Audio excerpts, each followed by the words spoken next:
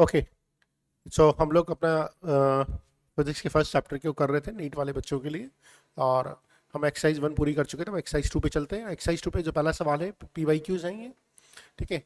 हमें एक वेक्टर दे रखा है cos omega t sine omega t j cap, और एक वेक्टर ये दे रखा है, ठीक है। दोनों फंक्शन ऑफ टाइम पे, दोनों ऑर्थोगोनल है। ऑर्थोगोनल का मतलब होता है दोनों परपेंडिकुलर है, और परपेंडिकुलर है तो मालूम है दो वेक्टर अगर परपेंडिकुलर होते हैं तो उनका डॉट प्रोडक्ट जीरो होता है।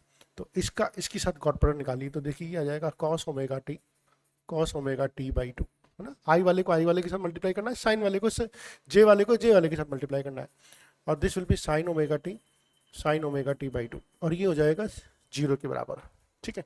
और ये फॉर्मूला एक आइडेंटिटी होती है कॉस ए माइनस बी की, जहाँ पर होता है cos A cos B plus sign A sine B. Unfortunately आपको बताई नहीं जाती है बेसिक मैथ्स पढ़ते हुए, पर ये याद होनी चाहिए। तो इसका राइट हैंड वाला वर्जन दे रहेगा, तो लेफ्ट हैंड वर्जन हो जाएगा cos omega t minus cos omega t by two equal to zero, इस आइडेंटिटी को लगा के। और ये हमें मालूम है ऑर्थोगोनल है, ठीक है। ये जीरो तब होता है तो omega t minus omega t by two, ये कॉस थीटा जीरो कब होता है जब वो पाई बाई टू के बराबर होता है। सो इसको हम सॉल्व करेंगे तो हमारे पास आ जाएगा omega t by two equal to pi by two, ये कट गया और टी इक्वल टू हो जाएगा पाई बाई ओमेगा। बहुत अच्छा सवाल है, ठीक है। इसमें बच्चे थोड़े से कंफ्यूज हो सकते हैं। If the magnitude of the sum of the two vectors is equal to the magnitude of the difference of the two vectors, the angle between these two vectors, ये तो हम कर चुके हैं, है ना। अगर दो वेक्टर्स का sum of the two vectors is equal to, अगर इन दोनों का मैग्नीट्यूड उनके डिफरेंस के मैग्नीट्यूड के बराबर है, ठीक है, तो बताइए इन दोनों के बीच का एंगल क्या होगा। तो हमने इसको सॉल्व किया हुआ, ये आ जाता है A square plus B square two A B cos theta, और यहाँ से भी आ जाता है A square plus B square minus two A B cos theta, और यहाँ से मिल जाता है four A B cos theta equal to zero. तो A is perpendicular to B, ठीक है। डॉट प्रोडक्ट जीरो तभी होता है जब दोनों परपेंडिकल्स होते हैं, यानी कि 90 डिग्री का एंगल हो गया, ठीक है। तो इस तरह के क्वेश्चंस हैं आपके, बहुत ज़्यादा टफ नहीं है। एक पार्टिकल है जो वेलोसिटी v से मूव कर रहा है और उस पर इस तरह की फोर्सेज लग रही है, ठीक है। तो वेलोसिटी ऑफ द पार्टिकल, तो हमें देखना है कि अगर इस तरह की फोर्सेज लग रही है, अब आप देखिए मान लीजिए ये ए वेक्टर है, ये बी वेक्टर है, ये सी वेक्टर है। तो आप देखते हैं ये ए वेक्टर हो गया, ये बी वेक्टर हो गया, ये सी वेक्टर हो गया। चूंकि ए की डायरेक्शन में तो हम कह सकते हैं कि नेट जो सम है फोर्सेस का वो जीरो होगा, A plus B plus C equal to zero होगा, ठीक है। आप देख सकते हो ना तीनों का डायरेक्शन एक ही है ना, एक ही तरह से रोटेशन है, क्लॉकवाइज एंटी क्लॉकवाइज, तो क्लॉकवाइज रोटेशन है सबका, और क्लॉकवाइज रोटेशन है तो ट्राइंगल लॉ से हम बोल सकते हैं कि इन तीनों का वेक्टर का सम जीरो, यानी कि नेट फोर्स जीरो है। और हम जानते हैं कि अगर नेट फोर्स जीरो है तो कोई एक्सेलरेशन नहीं होगा, इसका मतलब कि वेलोसिटी जो होगी पार्टिकल की वो कांस्टेंट ही रहेगी। Angle 1 minute in radian is nearly equal to, तो 1 मिनट क्या होता है, हमें मालूम है कि 1 डिग्री होता है पाई बाई 180 रेडियन, ठीक है। तो 1 मिनट हो जाएगा, सॉरी 1 मिनट हो जाएगा पाई बाई 180 इंटू 60 रेडियन। और इसको सॉल्व करेंगे, अगर इसको हम सॉल्व करेंगे तो हमारे पास आ जाएगा 2.91 इंटू 10⁻⁻⁴ रेडियन, ठीक है। याद रखिए 1 डिग्री इक्वल टू होता है पाई बाई 180 रेडियन, और 1 डिग्री में 60 मिनट्स होते हैं, यानी 1 degree equal to 60 minute equal to pi by 180 radian. तो 1 मिनट इक्वल टू जाएगा pi by 180 into 60। This is how will solve it. Two adjacent sides of parallelogram दे रखी है by vectors, area of the parallelogram पूछा है। देखिए area of पैराग्राम को निकालना होता है, अगर एडजेसेंट साइड दे रखी है, ठीक है, एडजेसेंट साइड दे रखी है पैराग्राम की, तो उसका जो एरिया होता है वो ए क्रॉस बी होता है, ठीक है। तो आइए आई जे के 3 4 5 1 -1 एरिया निकाल लेते हैं इसका, ट्राइंगल इसका निकाल लेते हैं। ये हो जाएगा -4 + 5, जे हो जाएगा 5 + 3, और के हो जाएगा -3 -4। So this is i cap plus 8 j cap -7 k cap, है ना। दिस विल बी द, अब इसका जो मैग्नीट्यूड निकाल लेते हैं, this is 1 + 64 + 49 which is 114, so 114 square root, ठीक है। सो अगर पैरेललोग्राम की 2 साइड से रखी तो उसका एरिया हो जाता है मॉड ए क्रॉस बी। अच्छा, इसी तरह से ये भी एक क्वेश्चन है, अगर एक फोर्स दे रखा है, एक आर दे रखा है, हमसे इनसे scalar and vector produces F and R, then the scalar and vector products of F and R. तो पहले तो हम स्केलर प्रोडक्ट निकाल लेते हैं। स्केलर प्रोडक्ट हो जाएगा F dot are, F dot are हो जाएगा 6 + 2 + 2, सो दिस इज 10, ये तो हो जाएगा एफ डॉट आर। और अगर हम एफ क्रॉस आर निकालते हैं तो 2 1 -1, सॉरी डिटरमिनेंट फॉर्म से निकालना होगा, मैं ना डिटरमिनेंट फॉर्म से निकालना होगा, आई जे के 2 1 -1 3 2 -2, और यहाँ पे लिख देंगे i इक्वल टू -2 + 2, तो j इक्वल टू लिख देंगे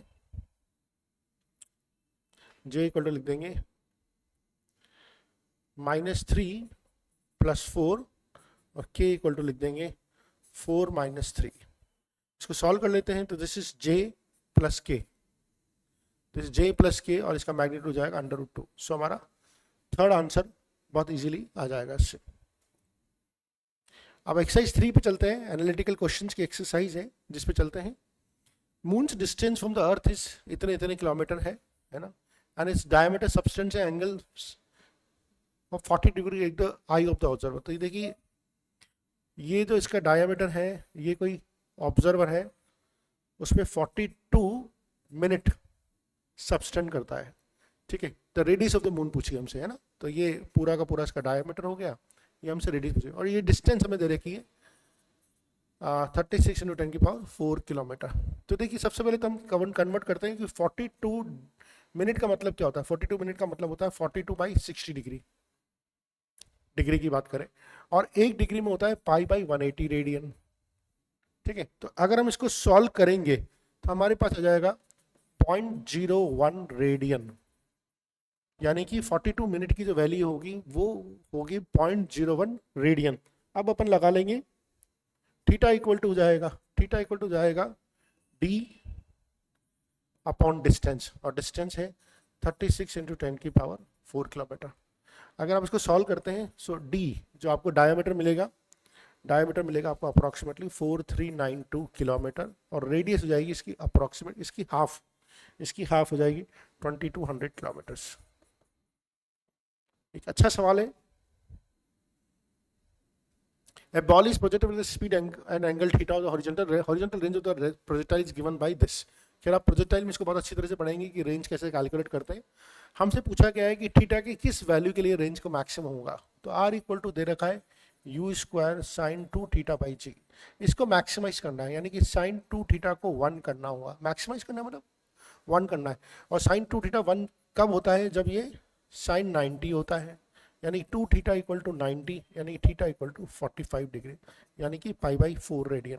सो π/4 रेडियन पे ये मैक्सिमम होगा। Okay, a gravitational force between 2 point masses is placed at a distance given by this। तो ग्रेविटेशन फोर्स हमेशा अट्रैक्शन फोर्स होता है, आप इसको ग्रेविटेशन चैप्टर में पढ़ेंगे। एक ऑब्जेक्ट है जिसको 2 मास पार्ट में डिवाइड कर दिया, ठीक है। एक पार्ट तो ले लेते हैं m, और दूसरा पार्ट ले लेते हैं कैपिटल M - M। दोनों पार्ट 2 पार्ट में डिवाइड कर दिया, एंड इनको डिस्टेंस r पे डाल दिया है। Find the mass of the both the parts of the gravitation force of attraction is maximum. तो जब भी ग्रेविटेशन फोर्स अट्रैक्शन में होगा, तो आइए हम पहले तो f निकाल लेते हैं। तो f इक्वल टू जाएगा g small m capital M minus r², है ना, ये हो जाएगा फोर्स। और ये मैक्सिमम होगा, हमें इसको डिफरेंशिएट करना पड़ेगा, ठीक है, और इसको डिफरेंशिएट करेंगे with respect to small m। तो हम जब इसको विद रिस्पेक्ट टू डिफरेंशिएट करेंगे with respect to small m, तो ये g/r² तो कांस्टेंट है, यहाँ बच जाएगा ये जो है मैं दोबारा यहाँ पर d/dm of mm minus m²।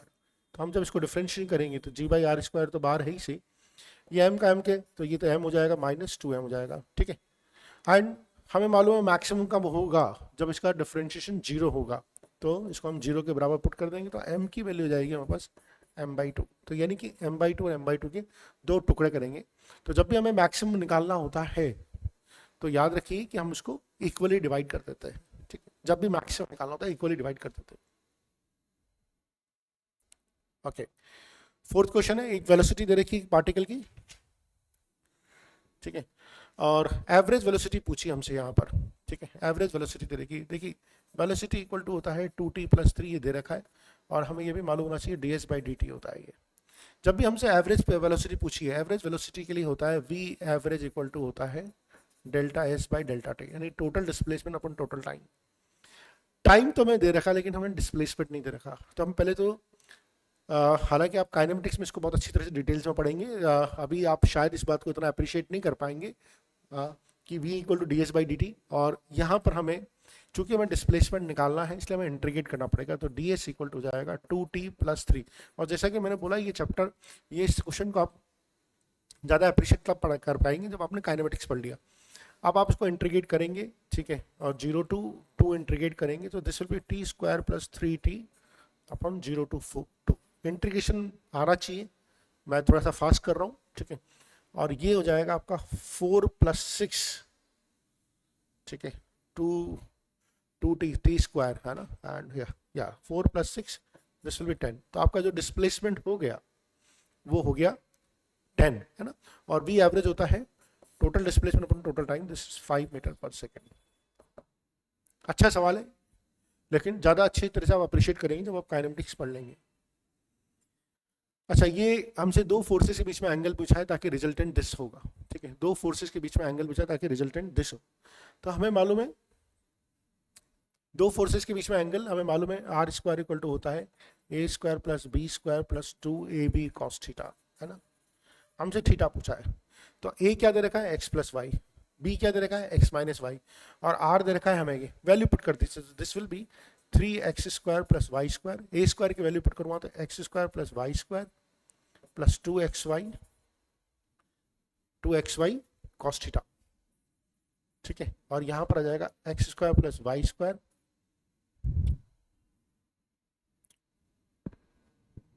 x² + y², basically क्या होगा, हाँ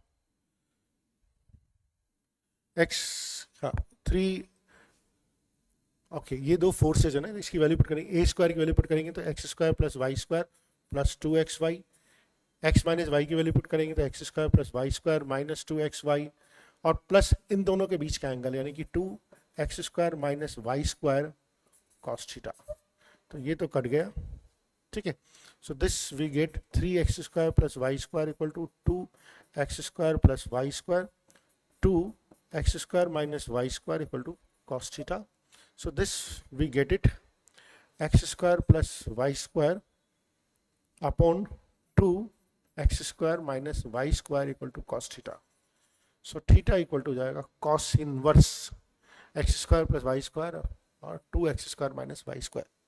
अच्छा सवाल है, ठीक है, कहीं पे कंफ्यूजन हो सकता है।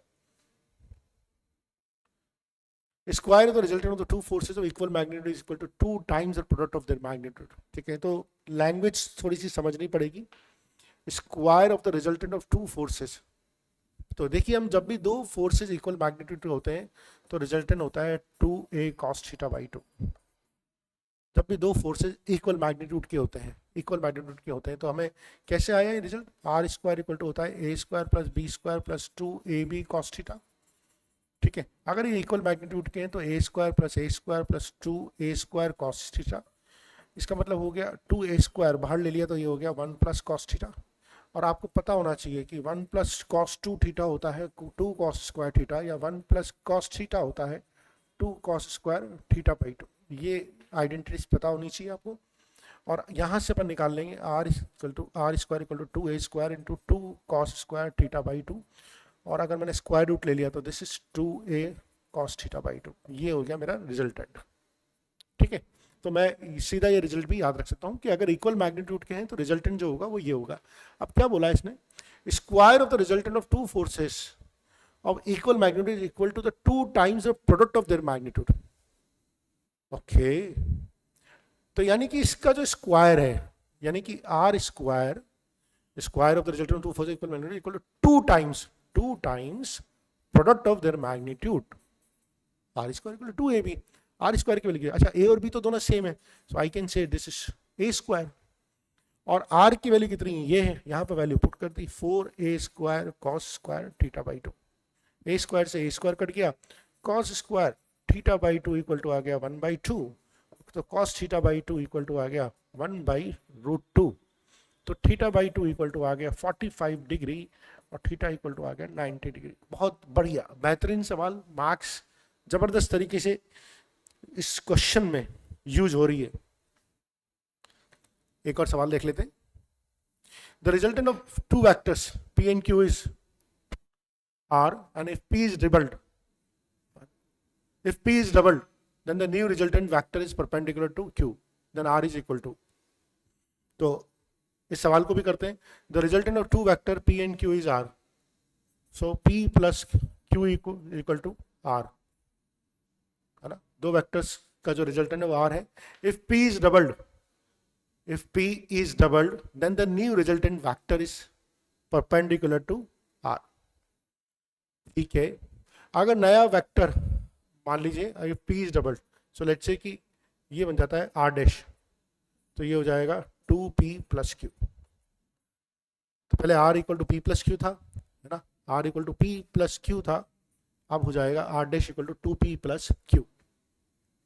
क्या दे रखा है मैं कि new resultant is perpendicular to Q, okay, so मैं बोल सकता हूँ R dash dot Q should be equal to 0, perpendicular है तो यानी मैं ये भी बोल सकता हूँ 2P plus Q डॉट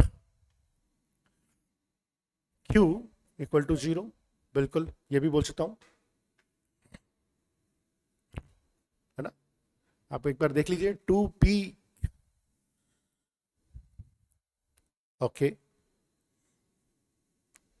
ठीक है। सो यहां से मैं और क्या बोल सकता हूं, 2P dot Q plus Q square equal to 0, है ना। और यहां से मैं ये भी बोल सकता हूं 2PQ cos theta equal to minus Q square, तो Q से Q कट गया और कॉस थीटा इक्वल टू हो जाएगा माइनस Q बाई 2P। ठीक है, अब ये तो मालूम पड़ गया हमें, ठीक है, cos theta equal to Q minus 2P भी हो गया। अब हम क्या, हमें R निकालना था, है ना, हमें R से मतलब है, तो R स्क्वायर इक्वल टू क्या होता है P square plus Q square plus 2PQ cos theta. ठीक है, so this is P square plus Q square plus 2PQ cos theta की वैल्यू जाएगी minus Q by 2P, P से P cut गया, so this is P square, 2 से भी 2 cut गया, तो Q square minus Q square 0, तो R square equal to P square यानी कि R इक्वल टू P। बहुत बढ़िया सवाल है, बहुत ही बढ़िया सवाल है, और ये ऐसे सवाल करने से ही आपका लेवल इंप्रूव होगा। आइए, ये एक 8वां सवाल है। The sum of the magnitude of two forces acting at a point is 18 newton if the resultant force is 6 newton, okay, and its direction is perpendicular to smaller force. तो आइए question समझते हैं क्या है। ये एक छोटा फोर्स है, लेट्स से कि ये एक बड़ा फोर्स है, ठीक है, और लेट्स से कि ये है A फोर्स, ये है B फोर्स, ठीक है, इसका मैग्नेट, ये इसका वेक्टर, मैग्नीट्यूड 18 न्यूटन है, तो मैं बोल सकता हूँ कि A plus B equal to 18 newton, ये मैं बोल सकता हूँ, है ना। And the resultant force is 6 newton, अच्छा, इनके बीच का जो रिजल्टेंट है वो 6 न्यूटन है, and in direction is perpendicular to smaller force. अच्छा, ये रिजल्टेंट है और इसकी डायरेक्शन परपेंडिकुलर है स्मॉलर फोर्स है। हमसे पूछा है कि फोर्स की वैल्यू क्या होगी, ठीक है। हमें मालूम है, हमने पढ़ा था, अगर दो वेक्टर हैं, है ना, और वो एंगल हमने पढ़ा था, जब वेक्टर एडिशन पढ़ा था, आपको मालूम था, अपना ये डायग्राम पढ़ा था कि ये वेक्टर, ये बी वेक्टर, ठीक है, और ये इसका रिजल्टेंट है, और ये अल्फा एंगल बनाता है, तो आपने पढ़ा था कि tan अल्फा इक्वल टू होता है B sine theta upon A plus B cos theta. ये पढ़ा था आपने, याद कीजिए, tan alpha equal to B sine theta upon A plus B cos theta, ये आपने पढ़ा था, ठीक है। तो अगर हम इसको यूज करते हैं तो हमें देख रहा है रिजल्टेंट जो दे रखा है 90 डिग्री दे रखा है, 90 डिग्री को अपन लिख सकते हैं 1/0 और B sine theta upon A plus B cos theta, यानी कि A plus B cos theta equal to 0 हो गया, तो कॉस थीटा इक्वल टू हो सकता है माइनस A बाई B। ये बहुत इंपॉर्टेंट चीज हमें सामने आएगी, cos theta equal to minus A upon B। अब देखिए, अब आप जो अपना जो sum of the magnitudes, resultant force is 6 newton, तो अपन बोल सकते हैं कि R equal to A square plus B square plus 2AB cos theta, ठीक है, और रिजल्टेंट 6 न्यूटन है, बिल्कुल, A square B square 2AB और कॉस थीटा की वैल्यू कितनी है, माइनस ए बाई बी। क्या कट रहा है, बी से बी कट रहा है, so this is A square plus B square minus 2a square, या फिर ये भी बोल सकता हूँ कि B square minus A square equal to 6। तो हमारे पास a plus B equal to 18 newton आ गया, B square minus A square equal to 6 newton आ गया। ठीक है, तो ये दो एप्लीकेशन है, B square minus A square equal to 6 newton. इन दोनों से हम ए एंड बी की वैल्यू निकाल लेंगे। चाहे तो आप पुट करके भी देख सकते हैं। देखिए 18 Newton, B square minus A square, force है ना, अच्छा निकाल ही लेते हैं चलिए। ओके, अच्छा बी स्क्वायर माइनस ए को मैं लिख सकता हूँ बी माइनस ए और बी प्लस ए, दोनों ही लिख सकता हूँ उसको, इक्वल टू 6। बी प्लस ए कितना दे रखा है, बी स्क्वायर माइनस, सॉरी ये 36 हो जाएगा, दोनों तरफ स्क्वायर करेंगे तो ये 36 हो जाएगा। ठीक है, ये 36 हो जाएगा। तो और b प्लस ए 18 न्यूटन दे रखा है, तो b माइनस ए हो गया मेरे पास 2 न्यूटन। ओके, सो मेरे पास जो फाइनली इक्वेशन बनी है a plus B equal to 18 newton और minus A plus B equal to 2 newton. ठीक है, इसको सॉल्व कर लेंगे तो मुझे मिल रहा है 10 और 8, 8 और 10 है ना। इसको सॉल्व करने में मुझे मिल रहा है 10 और 8। अच्छा सवाल है ना, किया जा सकता है, ऐसा कोई बहुत ज़्यादा मुश्किल सवाल नहीं है। आइए नेक्स्ट देखते हैं। So a vector of length 10 cm is turned through angle 74 degree about its tail. What is the change in the position vector of the head? है ना, तो ये मैं बोल सकता हूँ कि बहुत ही अच्छा सवाल है। Vector length 10 centimetre is turn through, तो एक वेक्टर है जिसकी लेंथ 10 सेंटीमीटर है, इसको मैंने ऐसे टर्न कर लिया और ये कितना एंगल टर्न किया, 74 डिग्री। हमसे पूछा है कि ये बताइए ये क्या होगा। ठीक है, what is the change in the position vector, यानी कि डिस्प्लेसमेंट पूछा जाएगा हमसे। तो पहले ये ओ ए, अब ये बी पे चला गया। अच्छा, हमें एक और चीज़ पता होनी चाहिए, कोई भी ट्राइंगल है ना, लेट्स से कि ए ट्राइंगल बी, ये ट्राइंगल ए बी सी है और ये साइड ए, ये साइड बी और ये साइड है, ये एंगल ए है, ये एंगल बी है, एंगल सी है। तो इसमें कॉस ए इक्वल टू होता है B square plus C square minus A square upon 2bc। ये प्रॉपर्टी बहुत इंपॉर्टेंट है जो हमें याद होनी चाहिए। ये प्रॉपर्टी बहुत इंपॉर्टेंट है जो हमें याद होनी चाहिए, है ना। और इसी प्रॉपर्टी को यूज करते हुए हम इस क्वेश्चन को सॉल्व करेंगे। ठीक है, अब देखिए हमें क्या निकालना है, हमें ये चीज निकालनी है। ठीक है, ठीक। अच्छा, इसी से हम एक और चीज बोल सकते हैं कि अगर मुझे कोई साइड निकालनी है, यानी सी साइड निकालनी है, तो वो हो जाती है A square plus B square minus 2ab और उसके बीच का एंगल कॉस सी। ठीक है, तो अगर मुझे ये साइड निकालनी है तो ये वाला एंगल इंक्लूडेड एंगल होगा। ठीक है, ये इस साइड के कॉरस्पॉन्डिंग एंगल होगा और ये 10 है। तो मैं बोल सकता हूँ, मान लीजिए ये x है ना, ये साइड x है, तो एक्स स्क्वायर इक्वल टू 10 का स्क्वायर प्लस 10 का square minus 2 10 into cos 74 degree.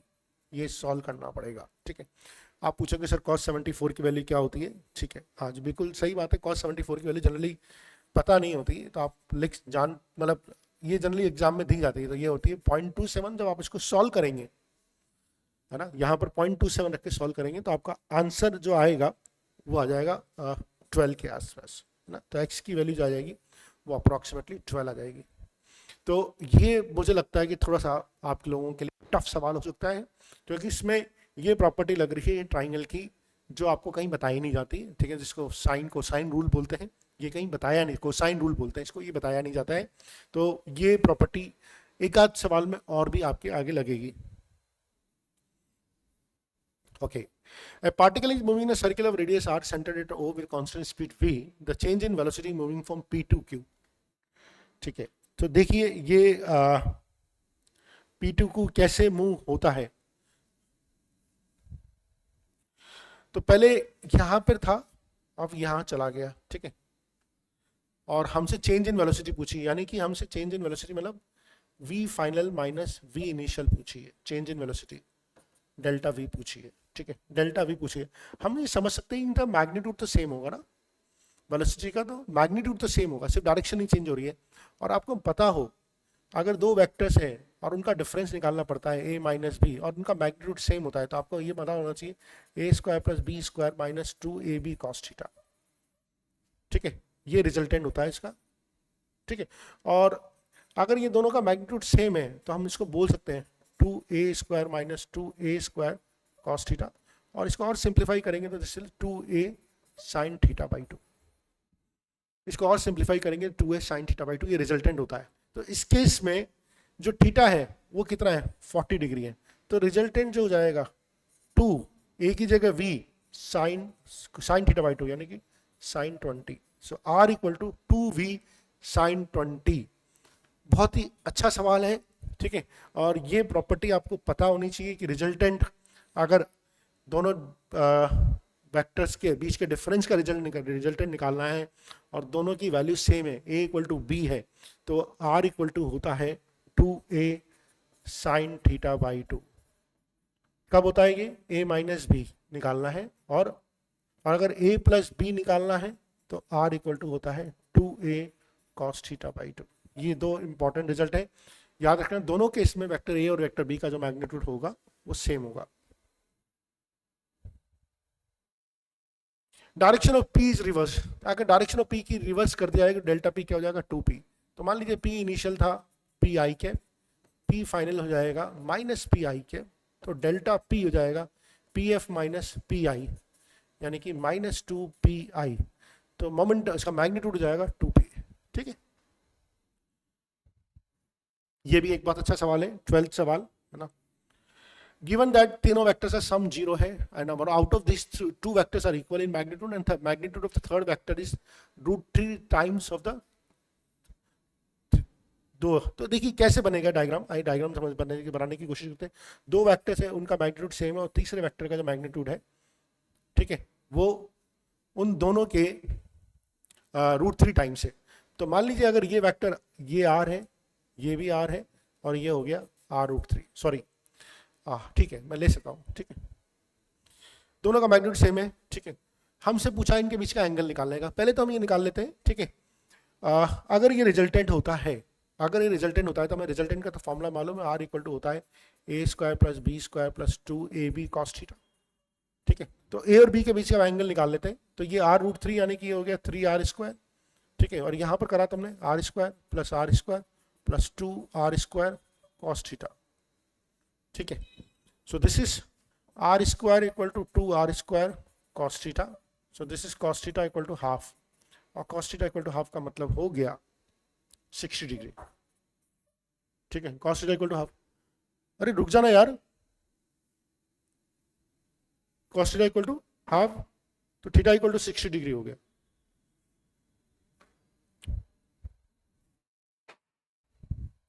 तो this is theta equal to 60 degree हो गया। आइए इस डायग्राम को दोबारा बना लेते हैं। तो दिस इज ये एंगल, ये एंगल और ये एंगल है। तो ये अगर ये थीटा 60 डिग्री है तो दिस इज 120 डिग्री। अगर ये 60 है तो ये 120 है, ठीक है। और अगर ये 120 है तो ये 30 और ये भी 30, ठीक है। अगर ये 120 है तो ये 30 और ये 30। तो दिस इज मेरा जो भी मेरा वेक्टर था, लेट्स से कि ये A वेक्टर था, ये मेरा B वेक्टर था। चूंकि तीनों का रिजल्टेंट 0 है तो ये मेरा C वेक्टर था, ठीक है। अब हमें मालूम पड़ गया कि A वेक्टर और B वेक्टर के बीच का एंगल तो 120 डिग्री है। A वेक्टर और B वेक्टर के बीच का नहीं, A वेक्टर और B वेक्टर के बीच का एंगल तो 60 डिग्री है, ठीक है। ये वाला एंगल 60 डिग्री। अब हमें निकालना है इस B वेक्टर और C वेक्टर में एंगल। तो हम क्या करेंगे, इसको एक्सटेंड कर देंगे, और ये वाला जो डिफरेंस होगा, ये वाला जो एंगल होगा वो होगा आपका 150। और इसी तरह से इसको भी एक्सटेंड कर देंगे तो ये वाला भी एंगल 150 डिग्री जाएगा। सो दिस इज 60 150 150, है ना।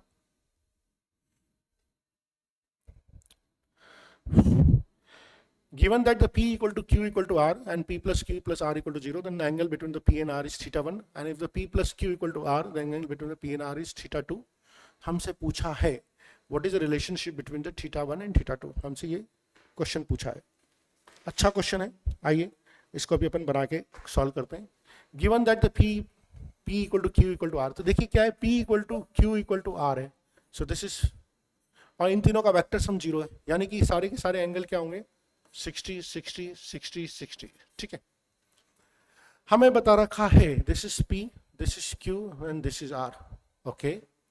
P and R is θ1, P and R अच्छा इन दोनों के बीच का एंगल थीटा 1 है, okay no problem.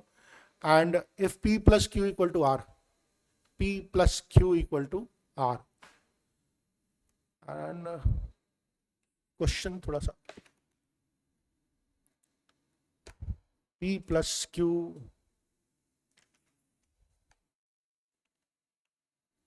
P plus Q equal to R, and yes, if P plus Q equal to R, अच्छा दोनों का जो सम है वो R है, देन का okay, and then the angle between it, okay okay, देखिए दो केस दे रखा है, ठीक है. Angle between the P and R इस केस में जो जब जब जब तीनों का मैग्नीट्यूड सेम है और P plus Q plus R equal to 0 है, इस समय हमारे पास में एंगल दे रखा है 60 थीटा 1 है ना. तो थीटा 1, तो हम पहले तो P एंड R के बीच का एंगल निकाल लें.